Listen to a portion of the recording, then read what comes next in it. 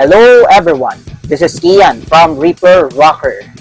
On today's episode, nag-artist feature tayo at kikilalanin natin ang grupong Moro Beats, isang hip-hop group at alamin natin ang tungkol sa kanilang musika. So, if you're excited to watch this video, don't forget to subscribe to my channel and follow my social media accounts. Let's go! Moro Beats is an independent hip-hop record label and music collective based in Mindanao, Philippines. Founded in 2014 by DJ producer Mohamed Bansil, widely known as DJ Med Messiah. They use raw, boom-bap beats to speak out against social injustices, political corruption, and human rights issues. They feature also a roster of talented lyricists including the sister duo of Miss A and Fatiha, as well as J Mara, The Wizard, DZD, Prophecy, and Naus.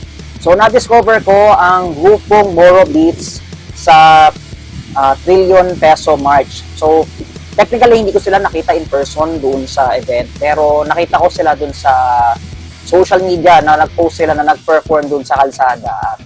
Na-curious ako doon sa kanilang kantang Anak Ka Ng Pu dahil talagang catchy siya. So, when I check their page, ayun, doon ko na na-discover yung grupo at magmula doon ako na humaling sa kanilang performance. So, nagkaroon ako ng pagkakataon na mapanood sila ng live sa event ng Barangay Tibay X Medicina sa Sagico. And I want to share this live performance ng kanilang performance ng Anak Ka Ng Pu. At I hope you like it. Yaman ang taas kalinga sa ibaba. Yaman ang taas kalinga sa ibaba. Yaman ang taas kalinga sa ibaba. Yaman ang taas kalinga sa ibaba. Yaman ang taas kalinga sa ibaba. Yaman ang taas kalinga sa ibaba. Yaman ang taas kalinga sa ibaba. Yaman ang taas kalinga sa ibaba. Yaman ang taas kalinga sa ibaba. Yaman ang taas kalinga sa ibaba. Yaman ang taas kalinga sa ibaba. Talagang boom!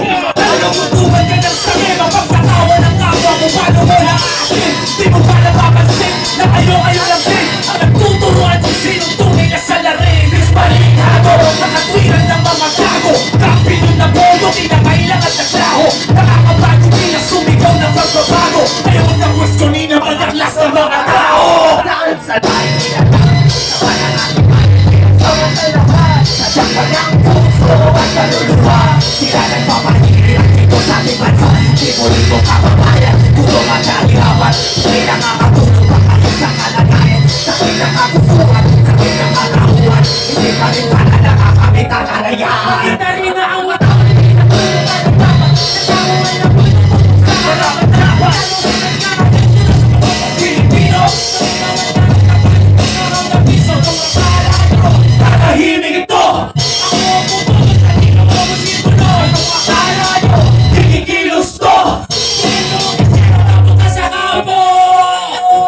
Sa ngalan ng mga pagbayarin nyo sila, pagbawarin pa kaya sa dami na ng kasalanang ginawa. Walang ibang naramdaman na ang kapanahon kusan, dahan-dahang nakaltasan. Maubos na ang para sa amin.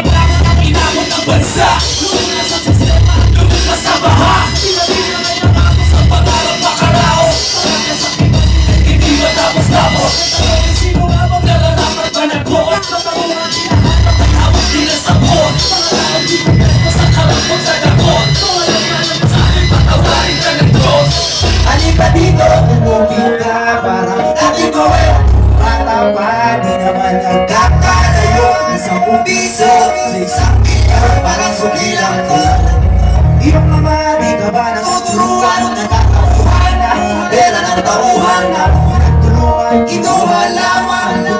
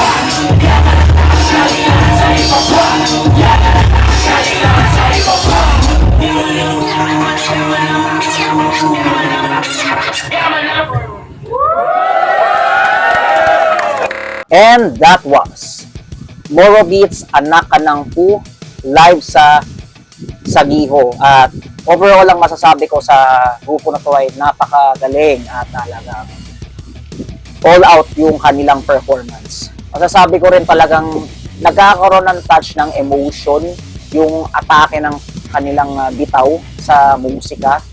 Kada bagsak, kada bigkas ng kanilang musika, talagang makaka-relate ka, especially dyan sa kanta ng Anak Ka Ng Pusay. Alam mo yun, sikat na sikat ngayon yan dahil since nga yung kasagsagan ng blood control projects. Alam mo yun, nandun yung emotional rage dun sa kanta na, alam mo yung taong bayan ay galit na sa mga nangyayari sa ating pamahalaan. At with this music, talagang ibinibigay ng Moro Beats ang kanilang musika.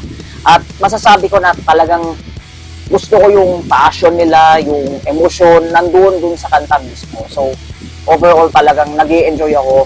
At saka yung beat talagang kahit sabihin mong metalhead ako napapa-headbang ako dun sa tunog. No? Solid, napaka-solid. Hopefully ay magkaroon pa sila ng exposure sa music scene at talagang full support ako. I'm not a fan of hip-hop music pero lately nauhumaling na rin ako at one of the influence din itong si Moro Beats. And hopefully marami pa tayong ma-discover ng mga hip-hop artists sa ating channel. Let's check out the mosh spots that we could visit for the following days.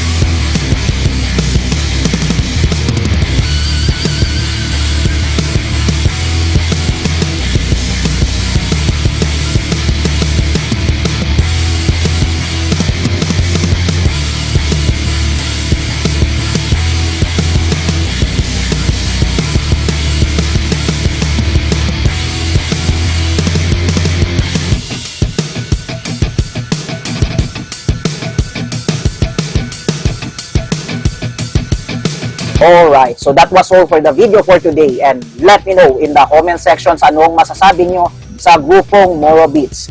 Feel free to comment down below and if you like this video, don't forget to send a thumbs and consider subscribing. Magkita-kita tayo sa susunod na episode. This is Ian signing off. Rock on, Pilipinas!